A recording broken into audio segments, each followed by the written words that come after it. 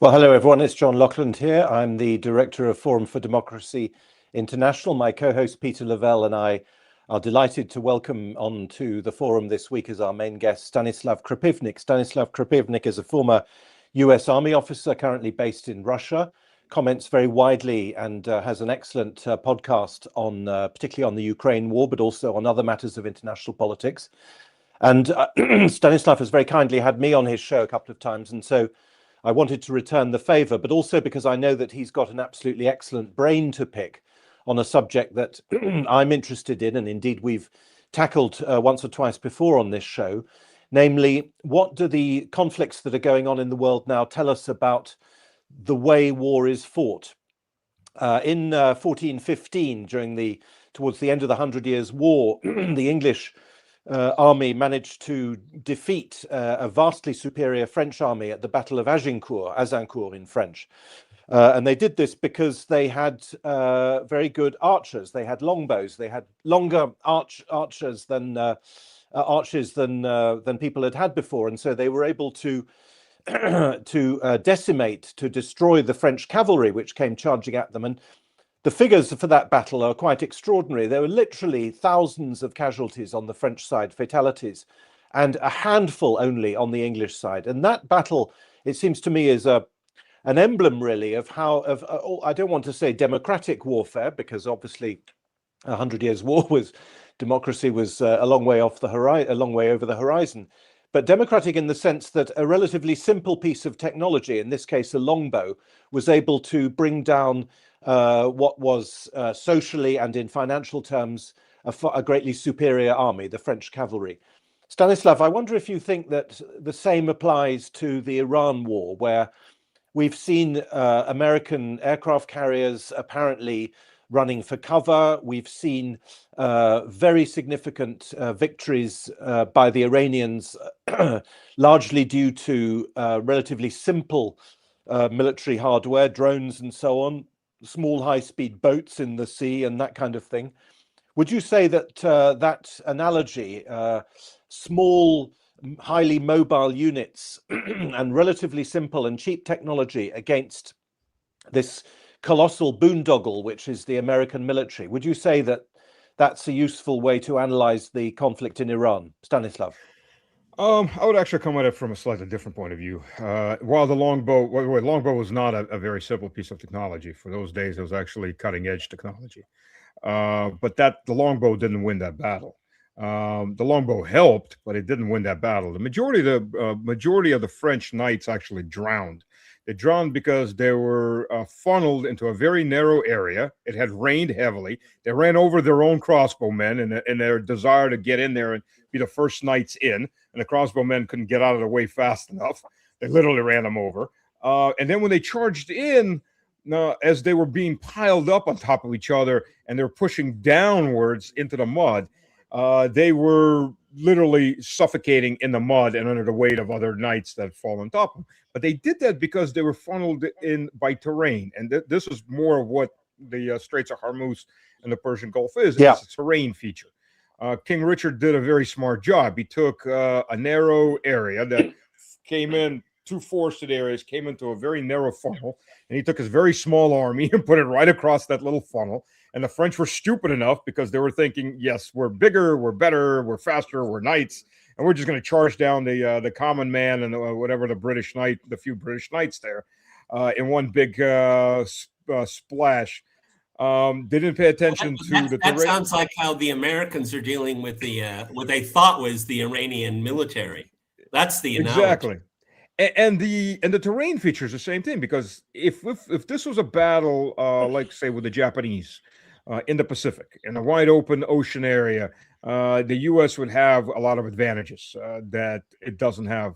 The British had a good saying: a ship should never fight a fort. You can't sink a fort. And this was the exact same thing, except Iran is one gigantic fort, and the straits are very narrow, very easy to close. Logistically, they are an impossibility to control unless you control the ground around them. At the narrowest point, it's 32 kilometers, but that doesn't mean anything because in no modern ship of any bulk can go across the narrowest points except in dredged canals. And the main dredged canal is 2,700 meters wide, 2.7 kilometers wide. That's where all the super tankers, that's where all the large warships can go through. That's it. Anywhere else, they beach themselves. The water's relatively shallow in those areas. And there's another canal that runs further up near Iran. But those are Iranian territorial waters. This is not neutral water. So it's either Oman or Iran. Pick your choice, but it's not free flow. There's no Freedom of Navigation Act. No more than there's a Freedom of Navigation Act if Russia decides it wants to swim up the Mississippi, the Ohio, and trade with Canada through the Great Lakes. It's not going to happen. There's the same difference here. It's just not going to happen. It's territorial waters. So this is by the way, can you explain? Because it's really kind of extrapolating from what John had to say. We know now, and I was told before this conflict, this iteration of the conflict, that the Iranians have been preparing for conflict with the United States, the West in general, for 20 years, and they studied the American invasion of Iraq very, very closely and learned from it. They learned a lot with very limited resources, and resources well used, I think we can say. But the American side didn't anticipate these kind of problems. How is that possible? I've met military people in my life. They're not, as clownish as a lot of their critics want to say. General Petraeus is a very clownish figure, and all the Fox TV generals. But I mean, it's really hard for me to conceive that they hadn't anticipated these problems, or they were just political problems and dismissed. Well, before I go into that, I will add one thing. There was a partial French victory at Agincourt.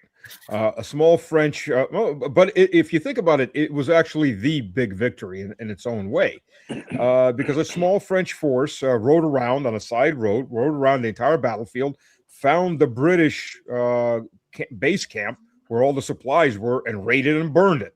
So all of a sudden, the victorious British army finds itself without food and supplies. Likes it or not, it has to march back toward the ports where it can resupply. That's logistics. And having been a supply chain director in oil and gas, that's not the sexy part of war, because Hollywood tells you, the planes are flying in, everybody's coming in with assault rifles. And yes, I was a combat officer and all that. That's the sexy part. But the reality is war is logistics. It always has been. Whether it was a band of quote brothers, one warlord and his band, and they're going to go raid somebody. If they run out of food halfway, they're stopping the raid and they got to find food. It hasn't changed any, except it's gotten much more complex. Modern armies, it used to be all you needed is maybe extra arrows and bolts, some lamp oil, fodder for the cattle and the horses, and some biscuit for the soldiers. Relatively, everything else the soldier carried with him. Nowadays, you get a list of supplies that's maybe hundreds of lines long that you need to keep a modern machine in the field and operating. And it doesn't matter how good your tanks are, doesn't matter how good your soldiers are, doesn't matter what super weapons you have. If you don't have ammunition, if you don't have food, if you don't have fuel, you're just dead in the water or dead on the ground waiting to be surrounded and exterminated. And that's the reality of it. And the U.S., by the way, is having a lot of problems supplying its big juggernaut, if you can call it that. One, the aircraft carriers have shown themselves to be very inadequate for modern warfare. And B, because yes, the Iranians did not go into a large navy. They have they knew what was going to happen in a large navy. They have 11 frigates and destroyers. And land mine layers that Trump's elevated. I think they now saying something. We've killed 158 ships. I think they're counting every dinghy that they can find that they've sunk. Look, there's a guy on that dinghy. That's another battleship we've sunk. This is it's getting ridiculous. The count. Apparently, the Iranian Navy was bigger than the American, or about the size of the modern American Navy.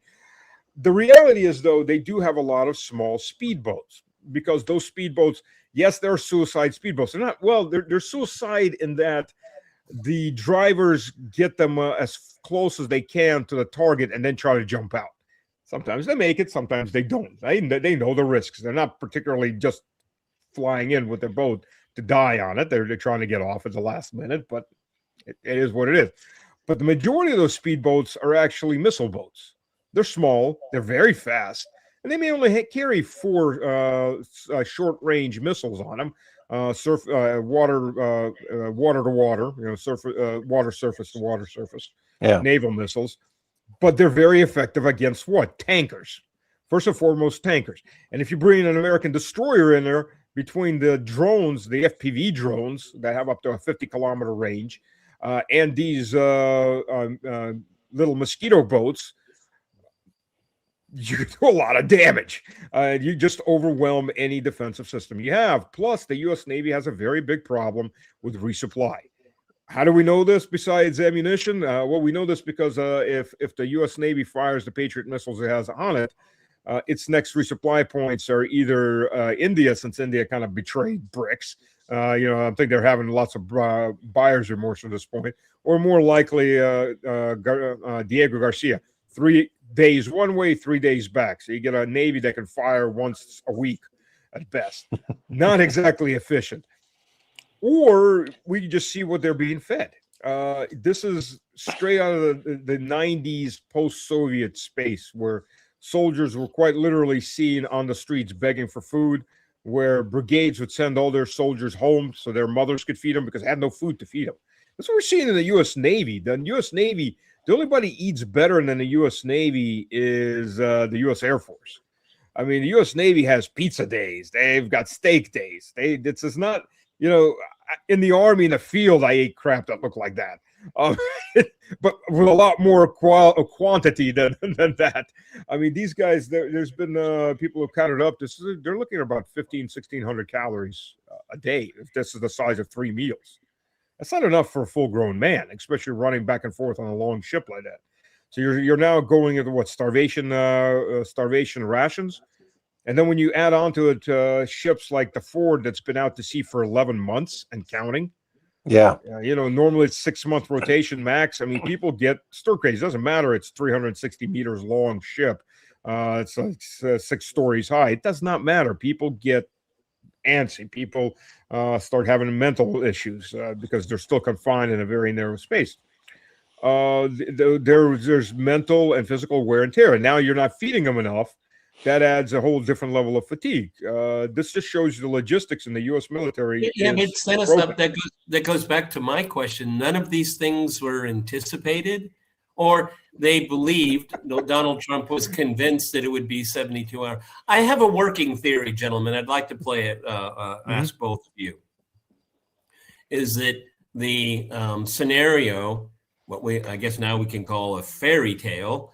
That Donald Trump was presented by Netanyahu and the head of Mossad, is this would be a quick in and out, decapitation, uprising, 72 hours, it'll all be over. I have a working theory that even the Israelis didn't believe that story, okay? Because what they wanted to do was to get the U.S. into a shooting war with Iran. That was their goal. It wasn't necessarily to win. The war is the goal in itself, not victory. Yep. Well, there's different. From that point, first of all, you got to remember there's three factions at play on the Zionist coalition side. There is the faction of the neocons. They don't want Iran destroyed. They want Iranian infrastructure in their hands, making them money and giving them hegemony. They just need Iran's elite destroyed, and they can put their own people in, their own dictatorship pseudo-king. Because if it was the thing about republics and the thing about kings, actual monarchies, is they tend to look at the resource of their country as theirs. The thing about dictators, whether they call themselves a king or they call themselves a president, what have you, installed dictators, is they know they're queaslings. Just like Quisling was in Norway. They know who their master is, and they know who keeps them in power, the Praetorian Guard. The Praetorian Guard in this case would be the U.S. military or the British or whomever. They know quite well where their power flows from. The U.S., the neocons, they want to control the Straits of Hormuz. They want to control the oil production. They want to keep Iran together because that makes them money. They just want to have their people in power. That's one faction. That's one American faction. Then you have the Israeli faction. They want Iran destroyed. And then they want Turkey destroyed. They want Egypt destroyed because they have the Greater Israel Project. They don't need anybody around that can do anything to compete with them.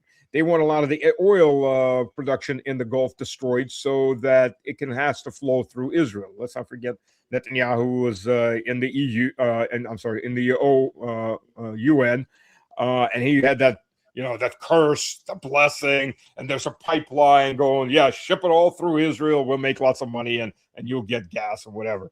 So that was his big plan that he was advertising out in the open only a couple of years ago. So that's the second faction. They want the Jewish Zionists. They want the destruction of everybody around them. So they need Iran broken down into subcomponents so there's never a threat, and they can bomb it whenever they feel like it. We've seen them do it to other nations before. Syria being a prime example, to a smaller degree, Iraq. By the way, the number one witness in the U.S. Congress to invading Iraq on weapons of mass destruction was Netanyahu. He's the star witness. Yeah. People forget that. He was between premierships. And then we have the third faction, which is also an American faction. We have the Christian Zionists. And these people just want the end of the world. So you have these three factions with the same enemy in mind, but very different end states. One wants everything in place, just remove the leadership and let us control everything. The other wants everything broken in the area. And the other one wants just the end of the world, because then, we all get teleported to heaven and we don't have to die. It's a death cult that's afraid of dying. And, I grew up amongst a lot of these people in the South. So I understand the insanity involved. And they're not all evangelicals are Christian Zionists, but all Christian Zionists are evangelicals. You don't find that in Orthodoxy and Catholicism. You don't find it in Lutheranism, but they're there.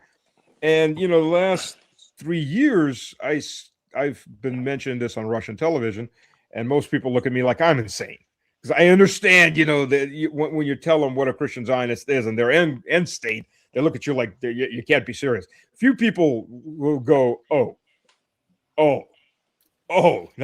once you understand their logic, you understand why they're doing what they're doing. Over the last couple months, a lot more people have come around, because you can't avoid it. All you have to do is watch the Huckabee interview. That's all you need to do. God. Well, Stanislav, if he was the only one. Yeah.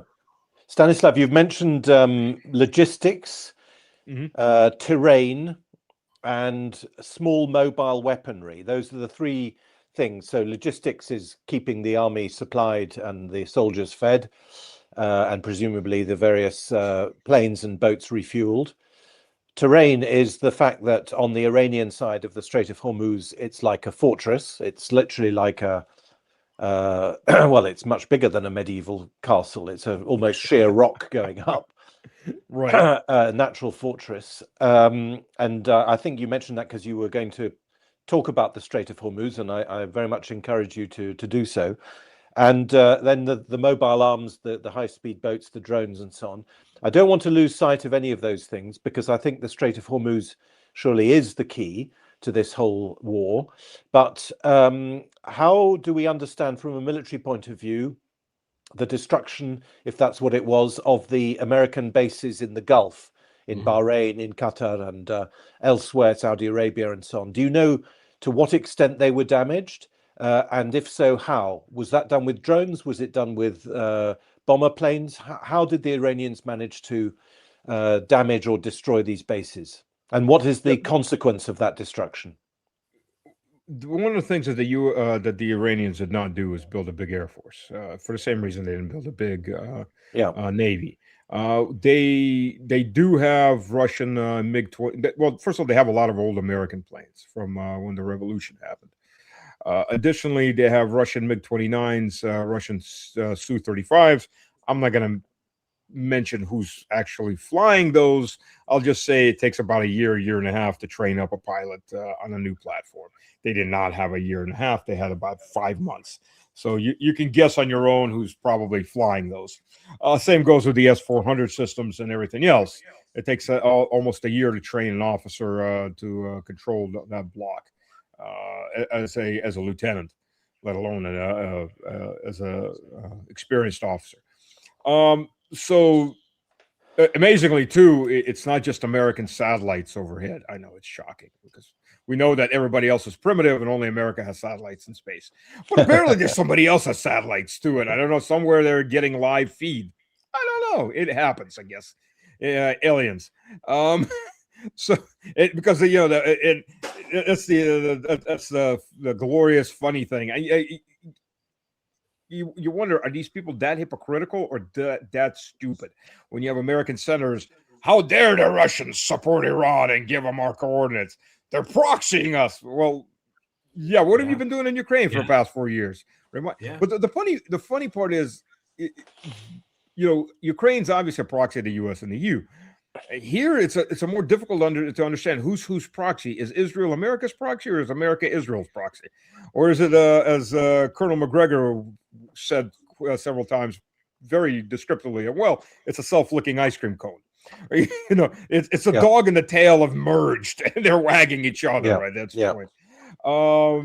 And that becomes a big problem. Obviously, the logistics side of all of this. Look, the Iranians, they went on missiles because they can hide the missiles underground. They have at least half dozen of these missile cities. Some of them are connected to each other with hundreds of kilometers of tunnels, multiple exits. So even if you blow up one or two exits, there's got other exits.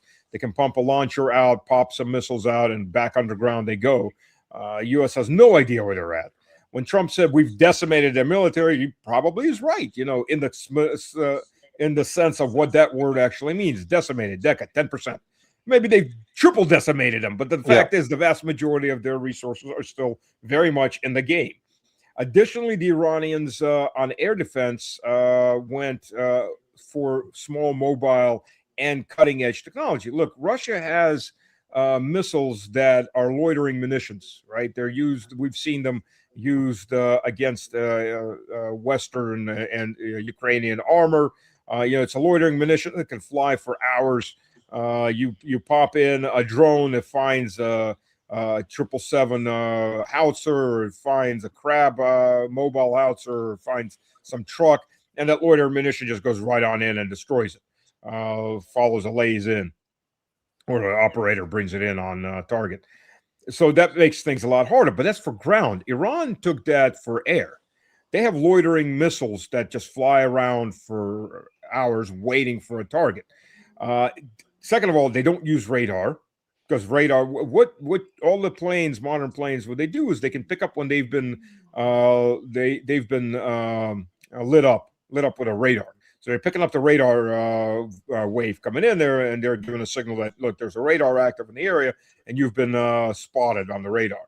And two, they pick up on launches, missile launch. Here you have missiles, cutting-edge loitering anti-aircraft missiles. First of all, they don't do radar. They do infrared on the heat signature. But they also have artificial intelligence built in, so they don't fall for heat traps, the flares that get shot out by a plane. They stay tuned to the big exhaust flame. And second of all, they're already in the air. There's no launch identification because they're in the air. And they're saying, the planes have been shot down. They never knew what pretty much hit them. By the time they realize something's coming in, it's way too late. It's pulled the ejection handle. Plane's going down. So Iran has shown technological superiority that the U.S. does not have. It simply does not have this. So Russia has also played a very big role in this. After the 12-day war, on the second day of the 12-day war, Iran signed the partnership agreement with Russia. It's not what Russia wanted. Russia was trying to push through a military defense pact like it has with North Korea and it has with Belarus. Iran wanted, the liberals that were running Iran at that point, they were the majority, they wanted to be loved by the West. They got loved by the West. Boy, same thing as Assad. Assad wanted to be loved by the West. He got lots of loving from the West when he turned down Russia, Iran, by the way, and China. So Iranian liberals, they watered down the text to "We will struggle against common regional threats," which means nothing. This is absolutely means nothing. And they didn't sign and ratify it until after they got attacked by Israel, and then the U.S. also came in. On the Russian side, everything was signed and ratified relatively quickly. Well, you're talking about June last year or this latest? I'm talking about July last year. Yeah. Yeah. After that, Iran very quickly got its head back on its shoulder and got their brain straightened out. That they got lots of loving. Next time might be much more loving. So they went into cooperation with Russia, and Russia flooded in a lot of technology. Russia used to buy Shahed drones, as we know, back in 22, 23. The Giran drones, the second, third generations, are basically a whole different weapon system at this point. So Russia flooded in those drones. Russia flooded in technological updates for propulsion systems, avionics, anti-jamming systems, and so on. There was a serious military upgrade in those 5 months to all of those existing systems. In fact, there was a lot of news that came out early on from the second day, third day, where they're taking apart the remains of these Giran Shahed drones, and it's all Russian chips inside with Russian names of the chip manufacturers, so on. Tukin proxy. Stanislav, going back to John's question, because we have very little sunlight on what kind of damage were done to the American bases in the Persian Gulf. I mean, almost zero. I've seen very few photographs. Obviously, the Pentagon doesn't want to talk about it. When you hit a military base like that, I mean, at what point is it dysfunctional? You destroy 5% of it, 10% of it, and then the rest of it doesn't work. John and I are not military people, so I don't understand how that works. What effectively makes it inoperable? What do you have to do? Well, it depends what the base is. First of all, these are all Air Force and naval bases. There's 5th Fleet Command headquarters in Qatar. That was pretty much destroyed. There's ammunition storage facilities that were destroyed. When you say destroyed, it is not operating. It will need to be done from scratch. What does it mean? Yeah, I mean, where the weapons ammunition storage facilities, you need to fill in a big hole and start building something new on top of it. I mean, destroyed. When ammunition goes up, it goes up in a big bang. You get lots of fireworks, and some of that stuff flies pretty far before it bangs somewhere else. The port facilities are destroyed. But the key things here wasn't even all that. The key things, first of all, was the radar systems. Iran destroyed those radar systems from day one. So you got in Bahrain, you had the big radar system, and that was able to actually see into southern Russia. It was over horizon radar system that was feeding coordinates to the Ukrainians for attacks on Russian shipping in the Caspian Sea. They were from Bahrain. From Bahrain, right? That radar system is gone. That's a $1 billion radar system. And from what the manufacturer is saying, it's going to take them 7-8 years to replace it. They don't have the rare earth refined materials. Rare earths are all magnetic. I mean, but they're trace elements in lots of other formations. I mean, America has lots of rare earths. They're not that rare. The problem is the processing. China has 90+% of the world's processing, closer to 97%. Russia's got about 1.5%, and the rest of the world has what little is left over. So whether the U.S. likes it or not, it can't rebuild the radar systems because it doesn't have the magnets until it sets up its own system, until it sets up its own processing systems. And that's several years at best and lots of billions of dollars of investment. The secondary radar system that was taken out, they're talking about up to 2 years to replace. It was a $500 million system in Qatar. And I'll tell you what, both these were taken out on day one. So whereas Israel, because they're really eyes out for Israel, whereas they could detect launches from Iran, and then it'd be 45 minutes before those missiles arrived, and give the U.S. forces and the Israeli forces plenty of time to react to them. Now the Israelis and the U.S. forces are seeing things come in within 2 minutes. They get 2-3 minute warnings. Basically, they're already on top of them before they can start reacting. The THAAD radars were brought in. THAADs are a crap missile system. That there was a project that somebody that lingered around for 20 years and should have died, but several senators needed it for pork barrel spending. They have a very good radar system. It's very bright, so it paints very light on.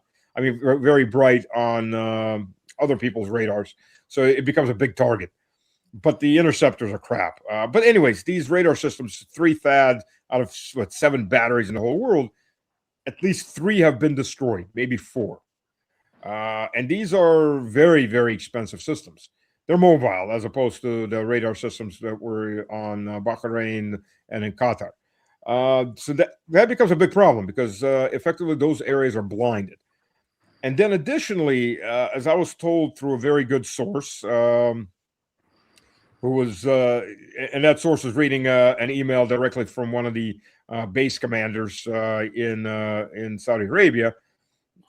This is shocking to me as, I was armor and infantry, whenever you stop in some place, you start digging holes. That's just kind of how you live. You dig holes just in case something comes flying your way. You can hide from it.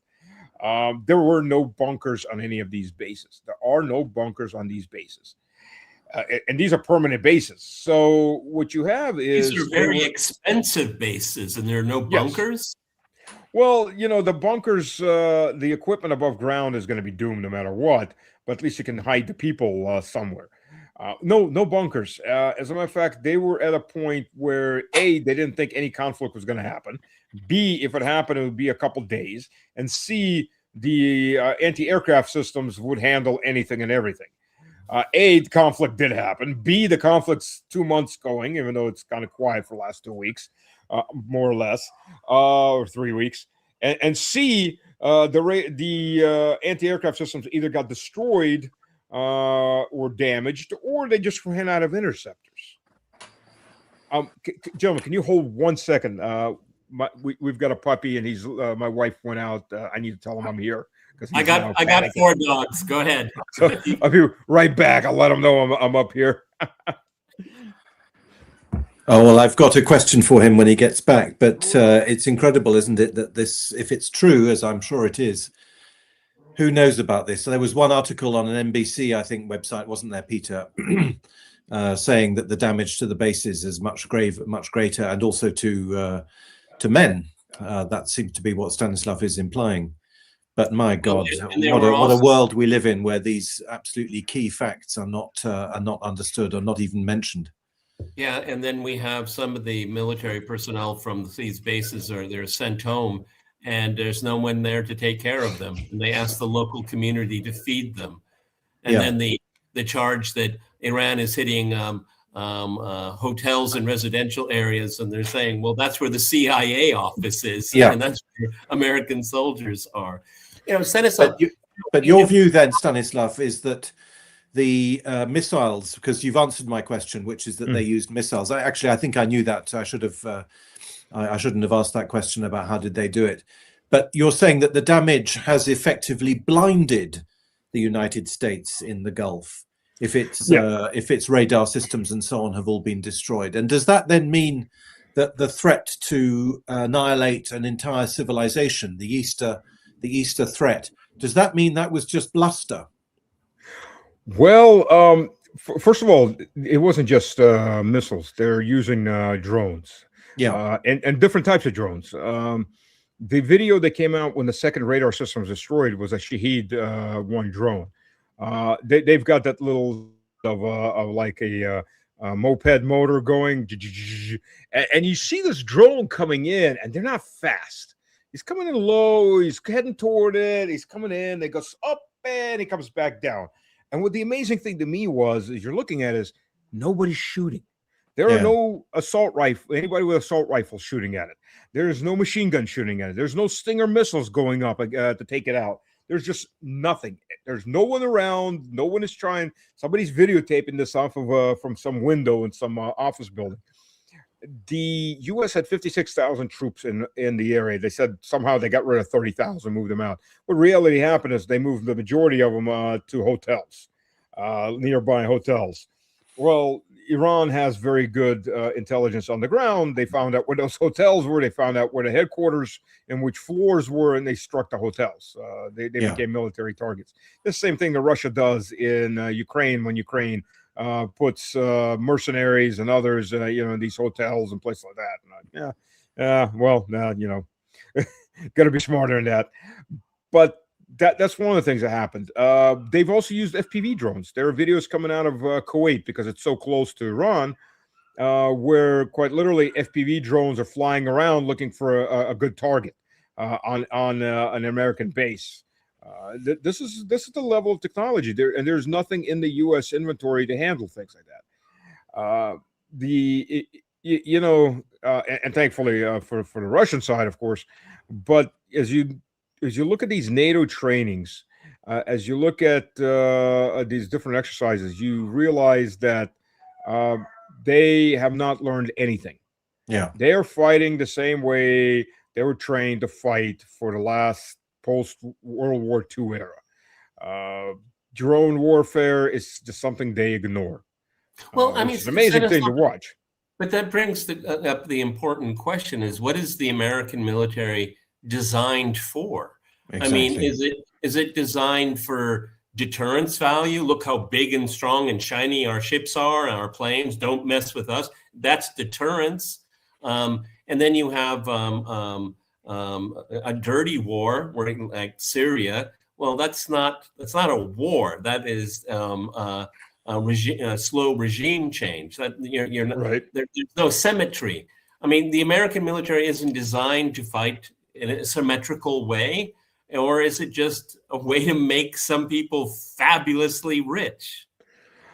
All of the above. The American military, it depends what you're using, which part of the military. I mean, you got black ops, the special ops people, and I'm not talking about the special forces. Special forces are actually trained to go in and train militants or revolutionaries or counter government partisans, what have you.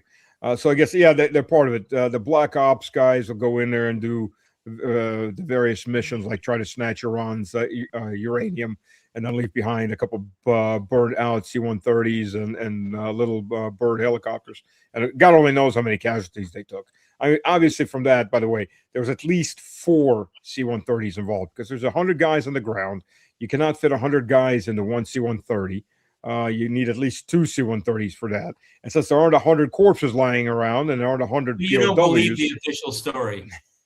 Well, yeah. Look, by the way, F-15s. First of all, the co-pilot, the guy in charge of the weapon systems is a lieutenant colonel. He's the XO of the squadron. They don't normally fly missions. Their job is to keep everything under control in the headquarters and make sure the missions get carried out. A, B. They always fly with a wingman. Yet we have a single F-15 just flying around waiting to get shot down. Makes for a very good cover story for trying to do a raid. And when they said, "Oh, look, this air strip has all been shelled," well, yeah, guess who's shelling it? I'm pretty damn sure that was the Iranians shelling it. You fly into Iran, you're trying to steal you go after the closest to the border nuclear facility. Luckily, the Iranians are so stupid they can't figure that one out. And secondly, luckily, they followed the Rambo script where they all run out in a nice little row and wait to get shot down by Rambo. Whoops. And then there's Hollywood, and then there's real life. It doesn't quite work that well. This was an idiotic mission, but it was a political mission. And that's what you get to answer your first question. What's the problem with the U.S. military? First, the U.S. military, for the most part, the modern U.S. military is designed to come to some country, blow things up, and make sure they follow the line and replace their government. It's exactly. not made for big, hard land warfare. The U.S. has never been. The U.S. is England writ large. It's an island, except it's a continent island. It destroyed the Canadians early enough. It destroyed the Mexican Empire early enough. It doesn't have any major. It killed off all the Indians. Well, the Indians were never a major threat because they never could organize. So in its neighborhood, it doesn't have any major military power that can rival it. So it doesn't have to keep a very large army. Well, it did. So it was called the Confederacy. It crushed the Confederacy. That was the only major. That was the only major competitor to Washington at any time in the last, since the War of 1812, after the War of 1812. The only major competitor the U.S. had on North American continent was the Confederacy, and that was destroyed very, very thoroughly. So other than that, so for that reason, the U.S. never had to keep a very large land army. But it's an island. It's a continent island, so it's good at having force projection. But again, this force projection with the modern technology only works against small nations that can't reach out and smack you upside the head back out. And Iran can do that at 1,000+ kilometers, which makes the aircraft carriers pretty pointless at this moment, because to get in close enough to do any kind of damage, you have to refuel them going in at least once, refuel them going in at least going out at least once. The fuelers are very easy targets. And then they can't really fly over Iran anyways, because Iran still has an anti-aircraft system that's obviously quite active. So what do? You can hit them on the edges with standoff munitions. And you can't bring the aircraft carrier too close, because then it's running for its life, or putting out fires in the laundromat for 30 hours in airtight compartments that could be smothered, where you could just close them off and smother them. Translation, they got hit. We'll maybe never find out by what exactly they got hit, but they got hit. 30-hour fire. So this is the problem. You've invested gigantic money in an obsolete weapon system. Everybody who's got half a brain on military affairs has been saying aircraft carriers are outdated for the last 20 years. And nobody in Washington wants to look at it. It's a sunk cost, and we're going to keep sinking more money after it. U.S. military procurement, it's not handled by the military. It's first for large items. It's first and foremost handled by Congress, and that's handled by how much pork barrel spending can I bring back to my state. Prime example, when I was on active duty, we got 400 5-ton trucks for the Army. The Army didn't want them. He didn't need them. But it fed quite a few government jobs, for the military industrial sector in a couple of states, for key congressmen. And you got 400 trucks you don't need. They're now standing around in parking lots rotting, because that's how things are done. Then you got the problem with the generals. I was asked a question on one of the Russian TV shows, why are all the intelligent American officers colonels? Because those colonels don't become generals. Yeah. I've known two good generals in my 11 years that I spent in. One of them was actually a colonel when I served under him. General Griffin, God rest his soul, and General Hardin. I'm not sure whether he's still alive or not. Both got up to 1-star general, and that's it. And amazingly, they got up to that part, because neither one was politically correct. A few people still get through. The 1-star. Nobody gets through to 2 stars unless you are very good at fellatio of your owner, or at least ass kissing and foot massages, because it's a little crude to say that way, but pretty much that's what it is. No general is, for the most part, is going to risk his career, because his career doesn't end when he hangs up his 4 stars or his 3 stars. It ends at old age, after he's done working for CNN, Fox, NBC, or on Raytheon's, or on Lockheed Martin's, or General Electric's, one of these boards, where he's going to be a stinking rich man. And in a way you can even understand it. I mean, look, you got a 4-star general. He's got a 4-star general has an entourage of up to 1,000 people. I mean, he's huge staffs. He's got a driver, he's got a cook, he's got bodyguards. He is somebody very important. He goes on to his pension, and he becomes middle class with nothing. That's a pretty big step down for anybody. And then comes around some company and says, hey, Mr. General, have you thought about your career prospects afterwards? How would you like to be a millionaire? Just sign these contracts here, or just move us along here, to the next general who actually signs these contracts.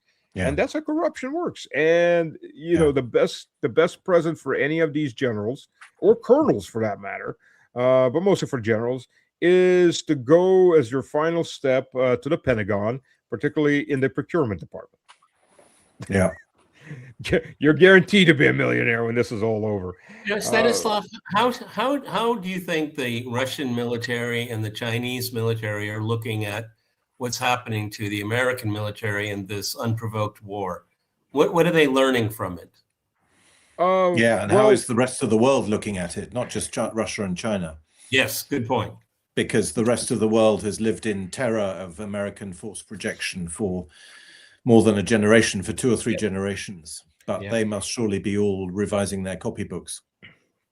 You know, the threat of tariffs or sanctions. There were a lot of Russians in 22 and 14 too, 14 also, but more in 22, who were in absolute paranoia of when the sanctions regimes kicked in. Because the threat of something is usually much worse than the reality of it. Yeah, you know, I had when I had new privates, if they screwed something up, and they were pretty new guys, still pretty green, if they screwed something up till the end of the week, I will see you in my office on Monday. And they will torture themselves all weekend, much worse than anything I can actually legally do to them, because they don't know what's going on. They'll mentally torture themselves. Oh, crap. You know, the lieutenant or the captain's waiting for me in the morning. And then the reality kicks in that, you know, I'm actually pretty limited what I can do to you. Especially when they took away the disciplinary camps that the U.S. Army used to have. But that's a whole different issue. But the point is, the psychological damage that you do to yourself is much worse than the reality of when you have to face something. So sanctions were horrible until sanctions came in, and everyone, seriously? That's it? Yeah. You blew your load, and more sanctions. Oh, yeah. We're on what now? Packet 21 from the EU? The ink hasn't dried on packet 20. I mean, this is automatic for them. They don't know what to sanction. They whatever they do, nothing happens to Russia. Well, this is the same thing in this case. The threat of the U.S. Navy coming in and all this military is going to come and bomb your country. You know, when the U.S. military took on Iraq, that was a pretty big thing. And Iraq had a dysfunctional and limited anti-aircraft system. Iraq was Iraq as an Arab nation. The problem with a lot of Arab nations is they're very dysfunctional internally.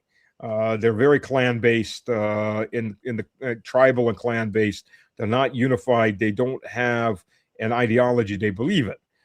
When the U.S. Bumps up against nations, civilization states, not nation states. When they bump up against Russia, they bump up against Iran, civilizations. You know, Russians in one form or another have had a civilization where we're at for the last 1,500 years. Some of these tribes, Slavic tribes, are there for at least 2,000 years, if not 3,000 years, by DNA, not by Western history. R1A Hopla group. So this builds up a genetic memory, cultural genetic memory. And when you have a system that also people believe in, you know, I'm jumping back and forth as examples in history. One of the things that doomed the white movement in the Russian Civil War was Poland that just got independence, and Poland invaded the Soviet. Well, Poland invaded the Reds, the territories the Reds held.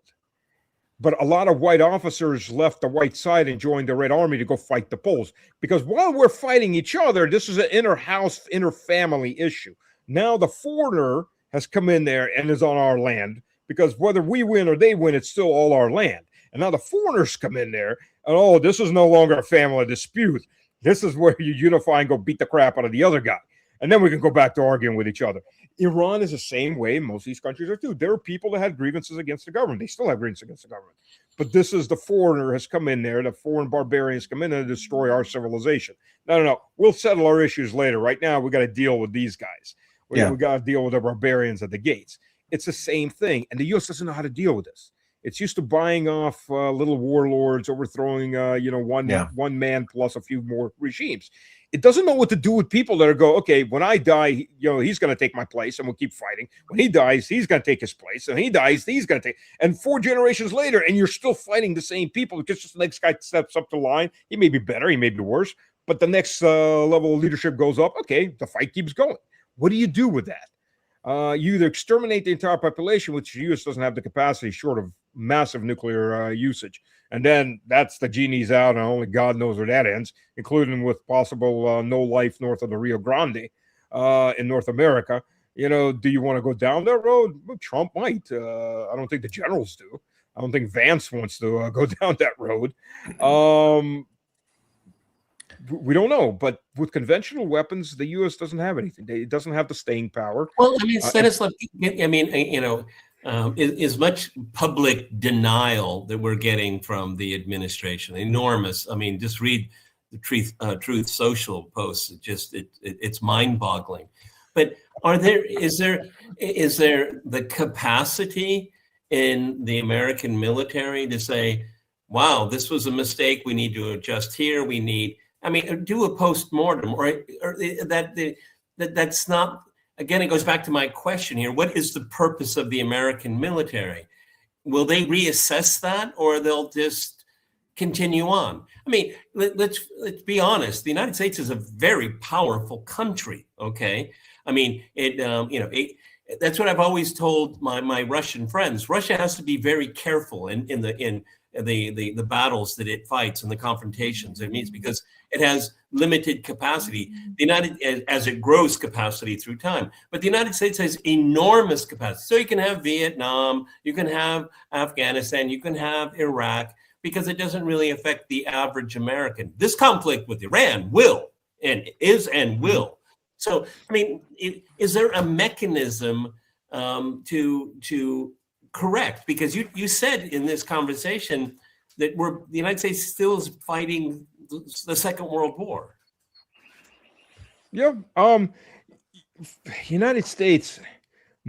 United States is actually not that powerful. It has a lot of legacy systems, but it can't replace a lot of those legacy systems. If we look realistically, the upper edges of technology, it does not have the materials because the supply chain is now mostly in China.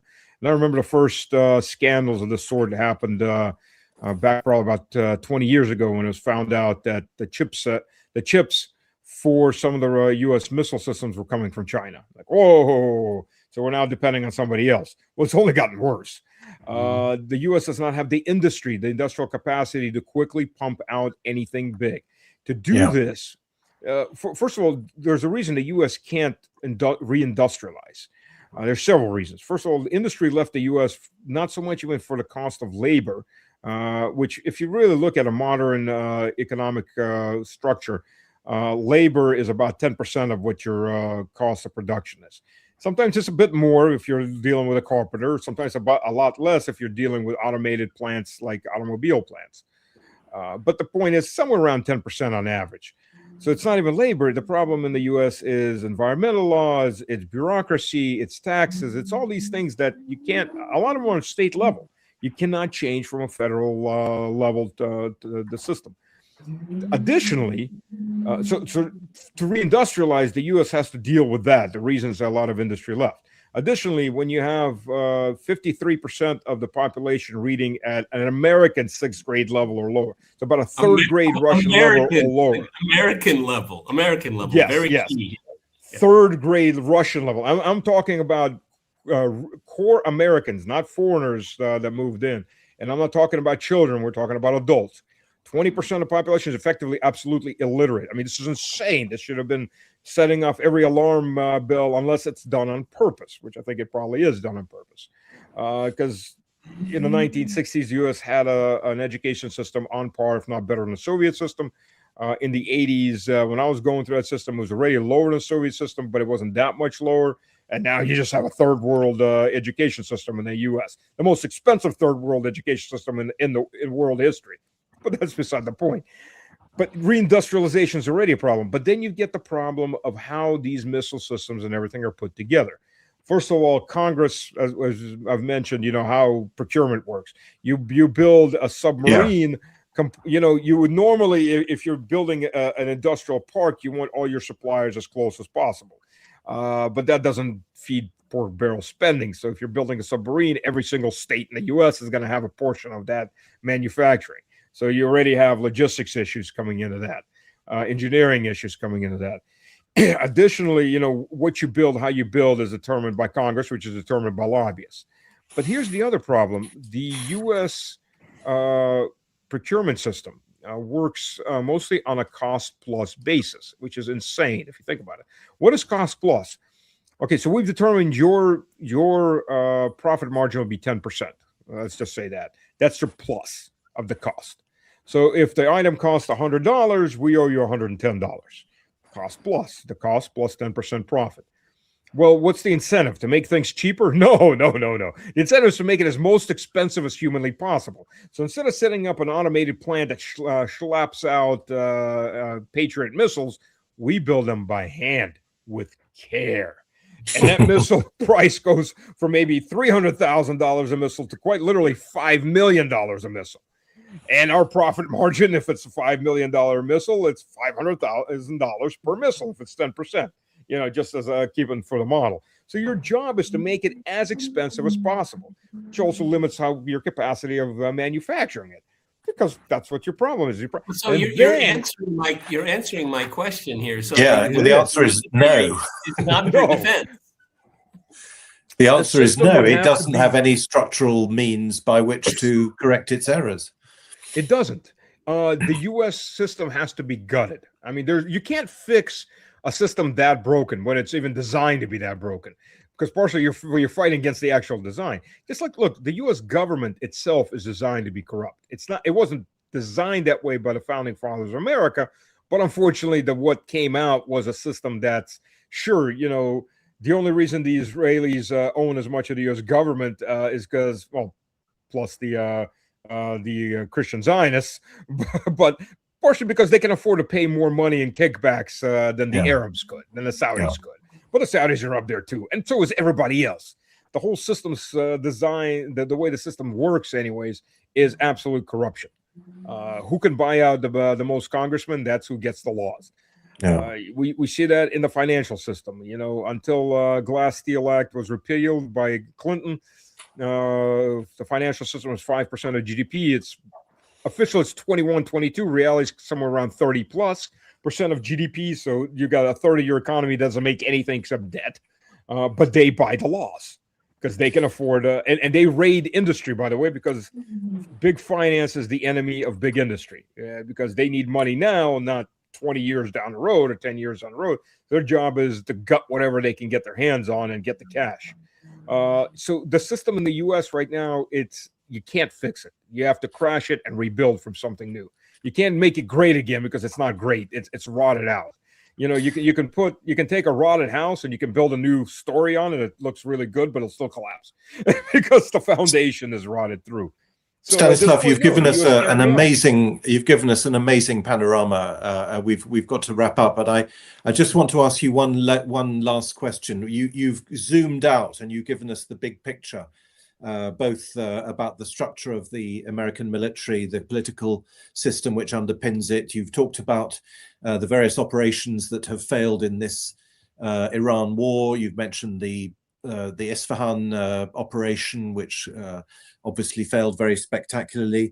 You've talked about the Gulf bases, their destruction. You obviously talked right at the beginning about the Strait of Hormuz and so on. Can I ask you one last very specific question, which in a way clinches, I think, everything? What's happening to the blockade of the blockade? Can you tell us about that in just a moment or two, and then we'll wrap up? Okay, absolutely. One thing I do want to add: Iran's political goal is to remove the U.S. from the Persian Gulf.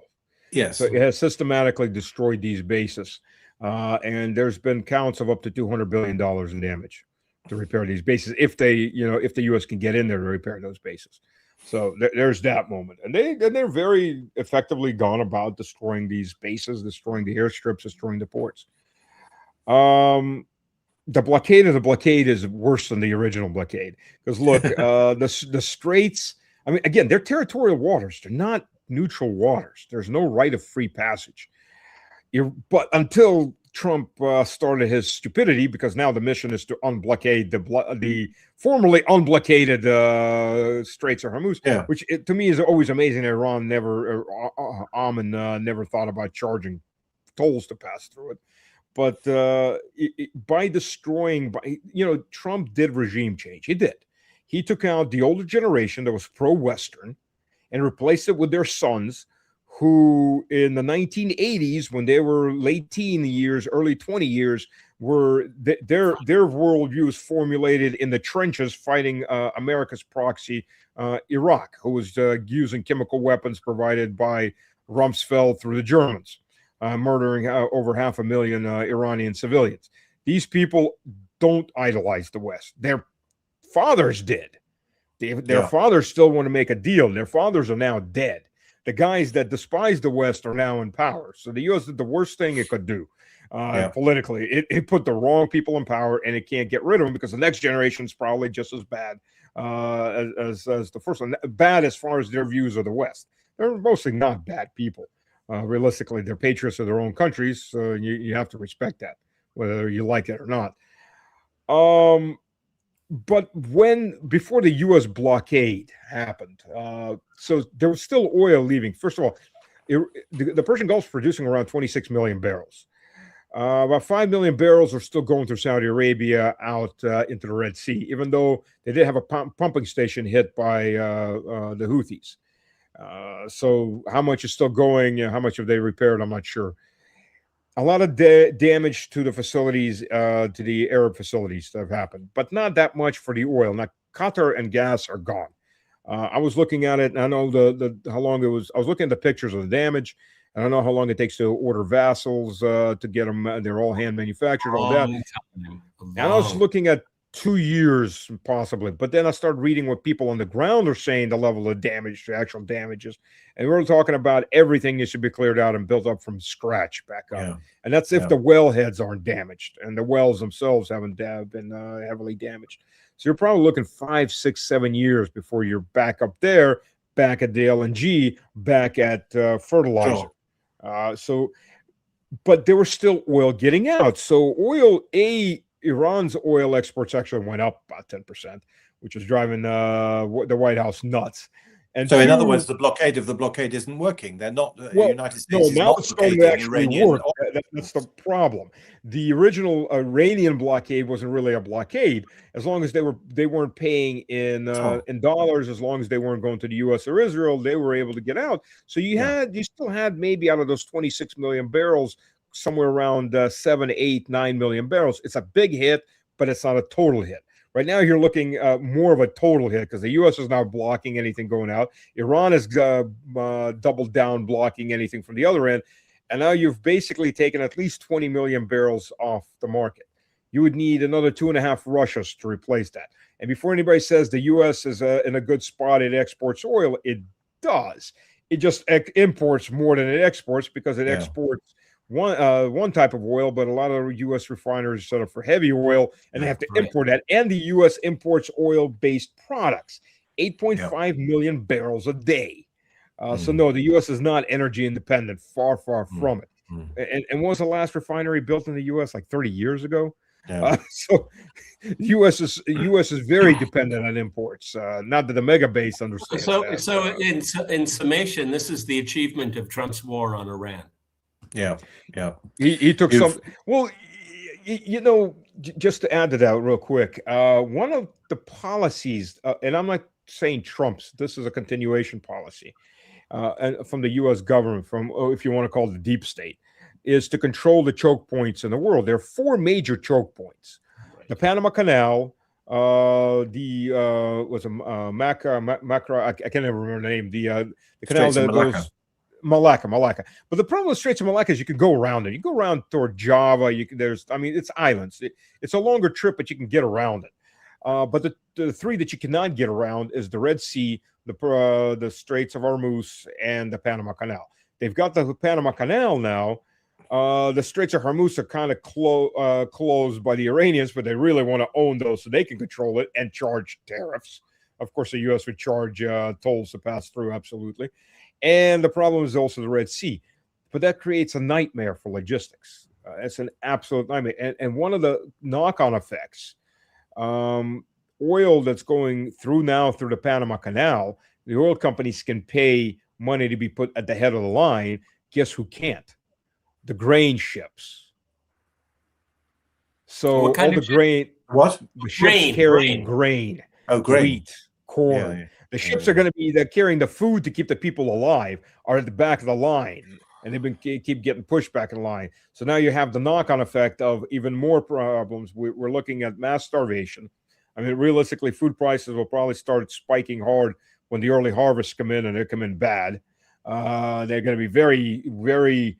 I won't even call them modest. The whole green revolution is I don't remember who said this, but they said it very correctly. The agriculture sector is taking the hydrocarbon economy and making it into a very efficient transformation of hydrocarbons into calories. Yeah, the whole green economy, the whole green revolution has been on artificial fertilizers, and we just lost 30% of that. Stanislav, let's talk again to discuss the food aspect of it, which you've indeed only mentioned now in the last few minutes, but which is, of course, a gigantic subject, both fertilizers and, of course, the end product grain itself. You've given us a tour de force, Stanislav. You've ticked, I think, every box, and you've explained from one end of the spectrum to the other why this war seems to be a complete catastrophe for the United States. It's a catastrophe for the world. And indeed for the world, yeah. Okay, well, thank you so much for your time, Stanislav. It's been absolutely fascinating listening to you. Thanks a lot. See you again next week. Yep. Bye. Cheers. Bye.